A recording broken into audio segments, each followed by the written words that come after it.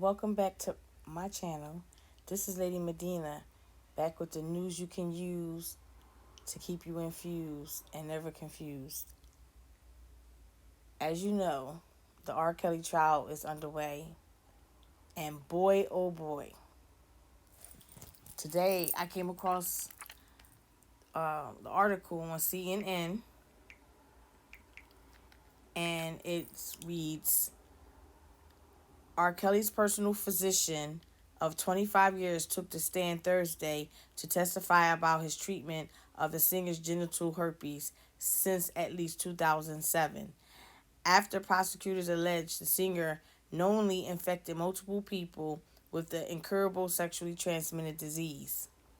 The singer, 54, whose full name is Robert Sylvester Kelly, has pleaded not guilty to charges of racketeering and violating the Mann Act, an anti-sex trafficking law.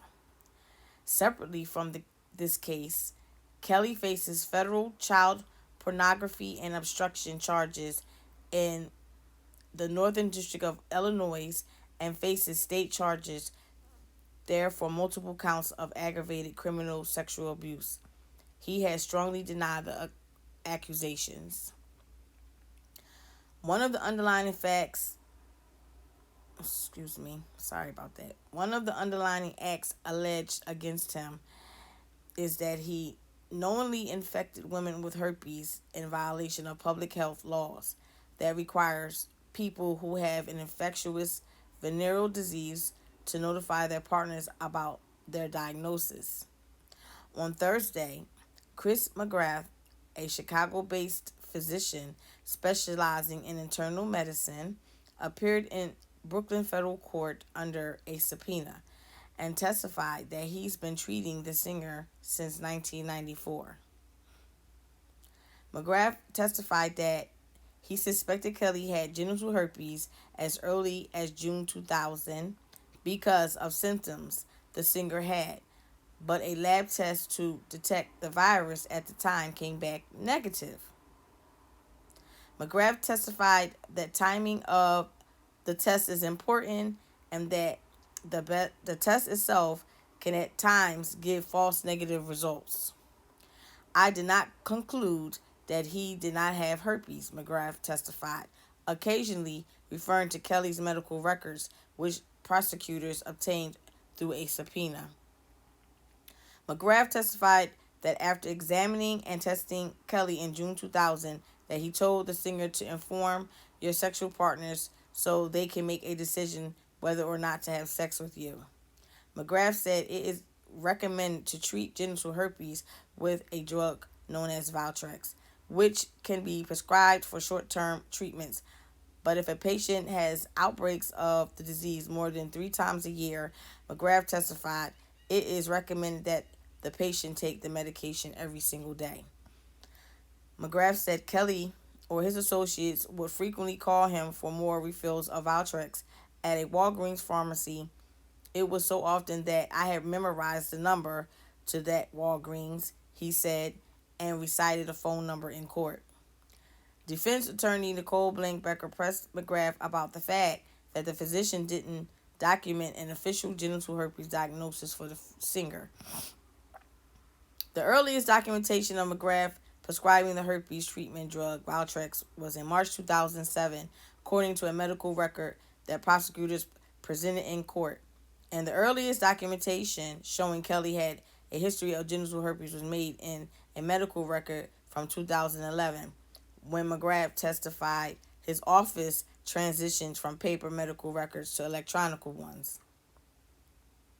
On Wednesday, a woman named Geronda Pace testified that Kelly had sexually abused her in 2009 when she was 16, and after a few months of having unprotected sexual intercourse with him, she developed genital herpes. She testified that Kelly did not tell her he had herpes. She said Kelly had her examined by a doctor at his home who told her to take medicine. The public health law that requires someone with a communicable venereal disease to inform their sexual partners of their diagnosis is not commonly prosecuted, said Roger Caniff, a former assistant district attorney in New York City. It is difficult to prove because it is not easy to prove beyond a reasonable doubt that the defendant knew he was infected when the sexual intercourse took place, Caniff told CNN. However, testimony from a doctor who was treating Kelly is damning evidence. It shows that as far back as 2007, Kelly knew he had a venereal disease. It can be proven that he knew and that he continued to have sexual intercourse, then the offense can be proven against him. McGrath testified that Kelly did not pay for his medical services at all and that Kelly often gave the physician and his wife free tickets to concerts and at times paid for the couple to travel to concerts around the country.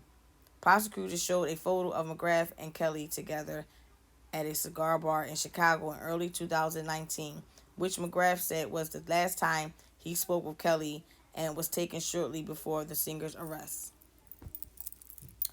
My thing is, things they just it looks like the doctor friend, is on board, and with all the nonsense that's going on with this case, because it just don't make no sense to me.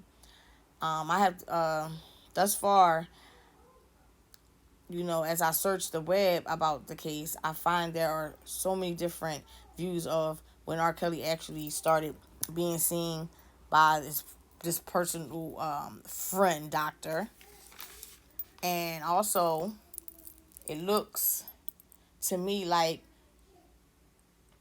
the doctor friend is with the nefariousness. Inquiring minds want to know, how on earth are you given or prescribed medicine towards something you tested negative for? If he tested negative of the virus because of said symptoms back in June of 2000, how do you tell him to inform his sexual partners so they can make a decision whether they want to have sex with him or not? I don't get that. That doesn't make any sense. How you telling somebody something and you don't even have the diagnosis? And then there was no documentation of his diagnosis. The earliest was prescribed. He was prescribed the meds was in March 2007, according to the medical records. And the only recorded medical documentation that this doctor had of history of genital herpes was made from 2011, and that was only because the doctor friend testified that his office transitioned from paper medical records to electronic ones. That needs to be, looked at too, because that doesn't make any sense. You should still have some kind of form of, that was medical records. I don't understand how they missed out on putting that information when even, it's no excuse just because you was transferring, to electronical. I don't get that. That's confusing right there. And I just also don't understand how this doctor can give him medication when his test results came back negative. How do you give somebody prescribed medication pertaining to genital herpes and you tested negative? How in heck that not a malpractice suit or what? You know what I'm saying? These people don't make no sense. Sitting up there on that stand and thinking people can't find no loopholes and just like question marks everywhere. Make it make sense. I wish a doctor would give me some medicine and I don't have the situation. You got me messed up. That's what I don't understand. That is not professional at all. But see, God willing, he gets off and he reevaluates these people that he got in his circle. Because he done took this man's wife and him all over the place, gave free tickets, and look what they do. They on board with the nonsense. I hope that, these defense attorneys get with these people and like the questions I have, they ask it too. Because it's just crazy. Even the doctor friend said that Kelly and his associates will frequently call for more refills for Valtrex at the Walgreens. He stated it was so often that he had memorized the number to that Walgreens and had the nerve to recite the phone number in court.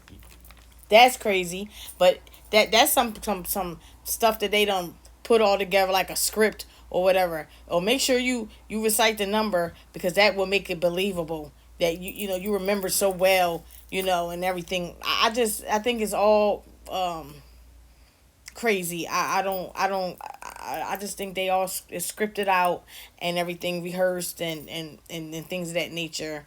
And I'm just praying that things turn out in R. Kelly's favor because every time somebody get up there open their mouth, it's just I don't believe it. I can't even believe it. They don't even got me. If I was on on this jury, I would already knowing that these people are lying. But you let me know what you think. Leave your comments and like and subscribe. And I'll see you in the next video. Peace.